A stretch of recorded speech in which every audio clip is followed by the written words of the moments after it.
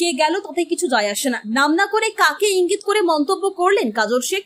রাজ্য তৃণমূল কংগ্রেসের নেতৃত্বে রাজ্যের বিভিন্ন জেলার প্রতিটি ব্লকে চলছে তৃণমূল কংগ্রেসের বিজয় সম্মেলনী। সেই মতো নানুর বিধানসভা নানুর ব্লক তৃণমূল কংগ্রেসের তরফে আয়োজন করা হয়েছিল বিজয় সম্মেলনী। মঞ্চে উপস্থিত ছিলেন বীরভূম জেলা পরিষদের সভাধিপতি কাজল শেখ, বোলপুর লোকসভার সাংসদ অসিত মাল, নানুরের বিধায়ক বিধানচন্দ্র মাঝি সহ জেলার অন্যান্য নেতাকর্মীরা। সেখানে বক্তব্য রাখতে গিয়ে বীরভূম জেলা পরিষদের সভাধিপতি কাজল শেখ কাকে ইঙ্গিত করে খোঁচা দিলেন, এই নিয়ে জোর জল্পনা শুরু হয়েছে। কাজল শেখ তিনি বলেন, নানুরের মঞ্চে কে এলো কে গেল তাতে কিছু যায় আসে না, এটা আমাদের কাছে কোনো বিষয় নয়। পাশাপাশি তিনি 2026-এর বিধানসভা নির্বাচনে নানুর বিধানসভা থেকে তৃণমূল যাকে প্রার্থী করবে তাকে 1,18,000-এর বেশি ভোটে বিরোধীদের পিছিয়ে রাখবেন।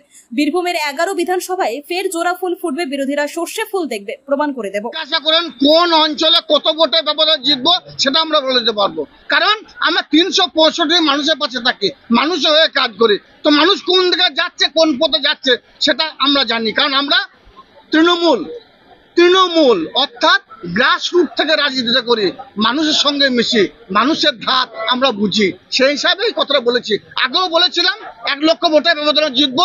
বীরভূম জেলার 11টা যে বিধানসভা আছে, আমাদের অসিত মাল সাংসদকে আমরা সর্বাধিক ভোটে ব্যবধানে জয়যুক্ত করবো, দেখিয়ে দিয়েছি। 3 লক্ষ বলেছিলাম, পার করে দিয়েছি। শতাব্দী রায়কে 2 লক্ষ বলেছিলাম, পার করে দিয়েছি। স্বভাবতই আগামী দিনেও যে 1,18,000 ভোটের ব্যবধানে আমাদের 26-এর নির্বাচনে যিনি বিধায়ক হবেন জয়যুক্ত হবে, মিলিয়ে নেবেন কথা। দেখুন, আমাকে রাজ্য নেতৃত্ব, আমার মানবিক মুখ্যমন্ত্রী, বাংলার মা, বাংলার বাঘিনী মাননীয় মমতা বন্দ্যোপাধ্যায় যে নির্দেশ দেবেন, যেখানে যেতে বলবেন সেখানে কাজল শেখ বুক চিতিয়ে লড়াই করবে। যেখানে অভিষেক বন্দ্যোপাধ্যায় যেতে বলবেন সেখানে কাজল শেখ বুক চিতিয়ে লড়াই করবে। গত লোকসভা নির্বাচনে আপনাদের মনে থাকবে, মাননীয় মুখ্যমন্ত্রী মাননীয় মমতা বন্দ্যোপাধ্যায় নানুর বিধানসভা, কেতুগ্রাম বিধানসভার দায়িত্ব দিয়েছিলেন এবং সারা বীরভূম জেলার সকল কোর কমিটিকে নিয়ে চলার কথা বলেছিলেন। আমি সেটাই করেছি, সেটাই ছিল আমার ডিউটি, সেটাই ছিল আমার কাজ। আগামী দিনেও তিনি যে দায়িত্ব দেবেন সেটাই পালন করব, সেটাই কাজল শেখের ডিউটি হবে, সেটাই কাজল শেখের কাজ হবে। সারা বীরভূম একটা ব্লক, একটা অঞ্চল, একটা বুথ, একটা বুথ। দাদা, আজকের পর থেকে, আজকে বিজয় সম্মেলনের পর থেকে নির্বাচনের ঘন্টা বেজে গেল। দেখুন, নির্বাচনের প্রচার আমরা এখন করিনি, আমাদের করার প্রয়োজন আছে বলে মনে করি না। আমরা 365 দিন মমতা বন্দ্যোপাধ্যায়, অভিষেক বন্দ্যোপাধ্যায় নির্দেশে মানুষের পাশে থাকি, মানুষের হয়ে কাজ করি। স্বভাবতই নির্বাচন নিয়ে আমাদের কোনো মাথা ব্যথা নেই। বীরভূম জেলায় অন্য কোনো ফুল নেই, বীরভূম জেলায় অন্য কোনো দল নেই। বীরভূম জেলায় বিজয় সম্মেলনীতে মানুষের পাশে কাউকে দেখতে পাবেন না। বীরভূম জেলায় অন্য কোনো দলে কোনো সভা সমিতি নেই। ভোটের বাজনা বাজবে, তারা টাকার বস্তা নিয়ে আসবে, হিন্দু মুসলমানের মধ্যে বিভেদ করতে চাইবে, লাভ হবে না।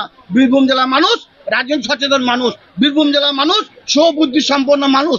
2011-র প্রাককালে সারা বীরভূম জেলার মানুষ দেখেছে কিভাবে মায়েদের কোল থেকে তাদের ছেলে থেকে টেনে নিয়ে গিয়ে সিপিএমে হার মদ্রা নির্মমভাবে হত্যা করেছে, দেখেছে বনের স্মৃতির সিঁদুর কিভাবে তারা মুছে দিয়েছে, দেখেছে আমার মতো যারা ভাই ছিল তাদের ভাইদেরকে তাদের কোল থেকে টেনে নিয়ে গিয়ে চোখের সামনে নিষ্ঠুর নির্মমভাবে তারা কিভাবে হত্যা করেছে। সেই হার মধ্যে একটা অংশ বর্তমানে বিজেপির ছত্রছায়ায় গিয়েছে, মানুষ দেখতে পাচ্ছে, লাভ হবে না। মানুষ দুহাত ভরে মমতা বন্দ্যোপাধ্যায়, অভিষেক বন্দ্যোপাধ্যায়, মমতা প্রার্থীদের আশীর্বাদ করবে। 2026-এর নির্বাচনে বীরভূম জেলার 11টা বিধানসভা আছে, 11টা বিধানসভাতে জোড়া ফুল ফুটবে। আপনাদের সকলকে আমন্ত্রণ জানাচ্ছি, আজকের এই বিজয় সম্মেলন থেকে আসবেন, দেখতে পাবেন শুধু জোড়া ফুল, বাক্স ওপেন করবে আর বিরোধীদের সর্ষের ফুল থেকে বাড়ি যাবে।